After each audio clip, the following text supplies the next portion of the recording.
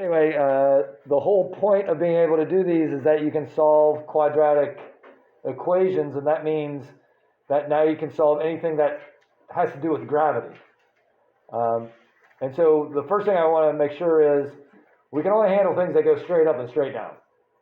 Okay, so that's the first thing. It's not like we're throwing stuff around or anything like that. It'd be just like tossing it up and it coming back down. You're welcome to visualize it as, because it's an arc, you can think about throwing something, but it's not quite exactly what's going on. But, we're talking about how long does it take if you jump out of a plane? How long does it take before you hit the ground? Or if you had a ball that went straight up and came straight down, how long does that take? How high does it go? Things like that. Okay, so that's all the stuff that we can think of now. So this one says, if a firework is launched 1 foot off the ground at a velocity of 128 feet per second with x velocity. Kind of speed.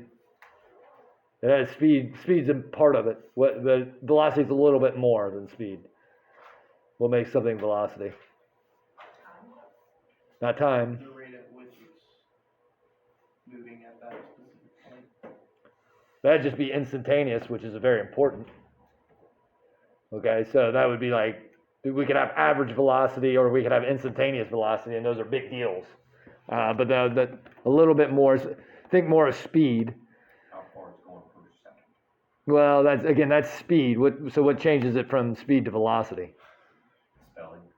Well, yeah, but it has to mean something else. It's not just like a antonym. No, synonym. Whatever. The change in speed? That's acceleration. That's the next question. So the change in velocity would be acceleration. Okay? So velocity has to have a direction. Okay? So speed is just how fast it's moving. Velocity is it's moving up that fast, or down that fast, or left that fast, or something like that. Okay, so that's velocity has a direction component. Write a function for the situation, then find and interpret the axis of symmetry in the vertex. Okay, so they give us some stuff over here. Namely, this gravity. This is the acceleration due to gravity. Okay, so you don't talk about velocity of gravity. Why is that? I mean, you do when you get to terminal velocity. But why is this not like a velocity? What's the difference between throwing something up in the air, its acceleration, or if you if you drop something off of a building or something? Like, why do we talk about acceleration when we do that? So it, to a certain point, it keeps pulling it faster and faster, right? Like when you just let go of it, it's basically not even moving. It has like a zero velocity, and then it increases. There is something called terminal velocity, that things fall, and once it reaches, that's as fast as it goes. But yeah, so because gravity keeps pulling and pulling, that becomes an acceleration. Okay? And then usually you don't see it written like this. This is our generic formula. Okay? And so the first thing I'm going to say is, if we plug in 32 for our gravity, we get this negative 16 here. And that's usually what you guys see is the negative 16. This is in feet per second. It could be in meters per second. That's another common one. That'd be 9.8. Now, I don't think you guys should know. You don't have to memorize that as far as I would know. They should always give you that gravity. But those are your two options. Okay, and so then the velocity of this rocket or firework starts out at 128 feet per second. H sub 0 is, sub 0 always means your initial value. So it's like you had it on a little 1 foot stand when you lit it. Okay? And so then that's going to stay 1, and then this is 128. Okay, so again, this thing's going straight up and it's coming straight down. And now they want us to write it in vertex form, because again, this doesn't tell us a whole bunch looking at that. Okay, so then how do we rewrite it? Well, we're just doing those steps of completing the square again. So the first thing is group it. Next thing is take out the negative 16. And then I don't like the way they do it, so I'm just going to do it off to the side again, like we've been doing. 8 times a half is 4. 4 squared is 16. So then that would be, right, negative 16.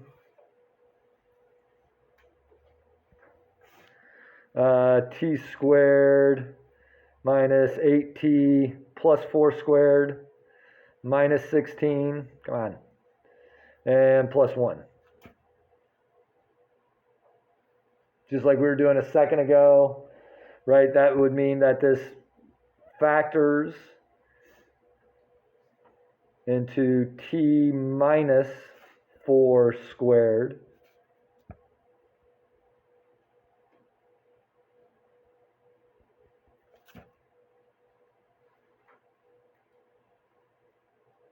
and so then when we distribute it, we get to this step here. So when we distribute that little negative 16 like we've been doing, we get to there, and now it's just negative 16 minus 4, and then 16 squared I think is 256 plus 1, 257. Is that okay? Sure. It's just completing a square. But now what does it mean for our situation? So the first question is this opening up or down? Down. Down, because why? Negative. It's negative. So then we got something that looks roughly like this. And it's got a root or something with fall upwards.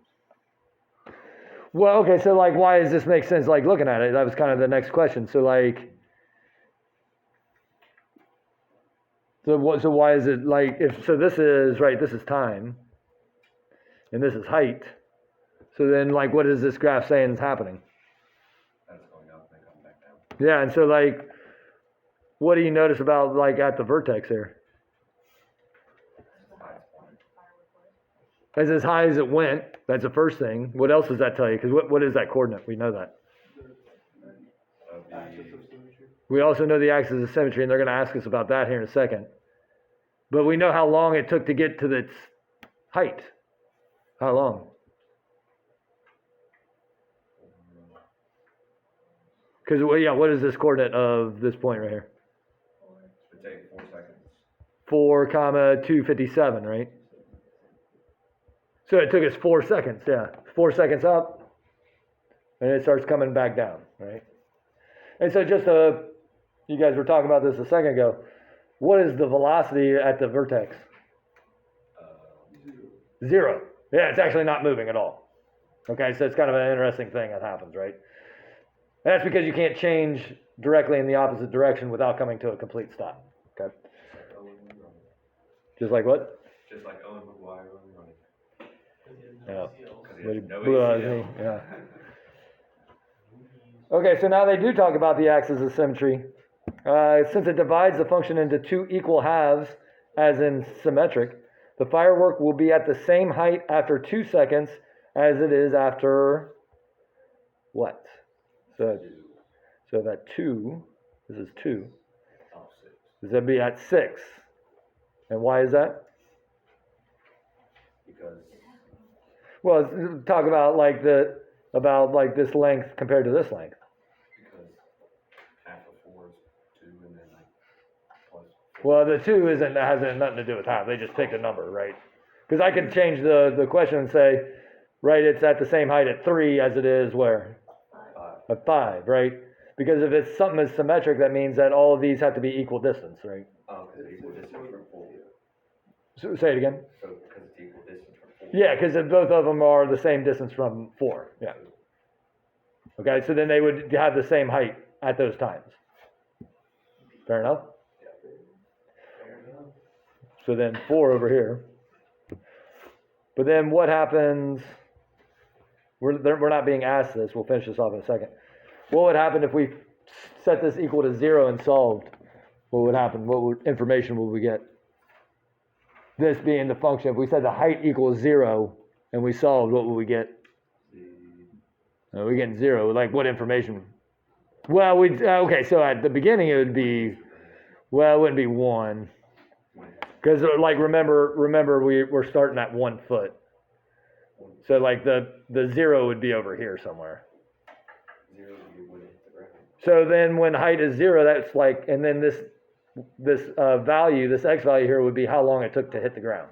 Okay. Is that okay? All right, so then the vertex is the maximum of the function because a is negative. So the firework reached the maximum height of 257 after 4 seconds. All right, is this okay?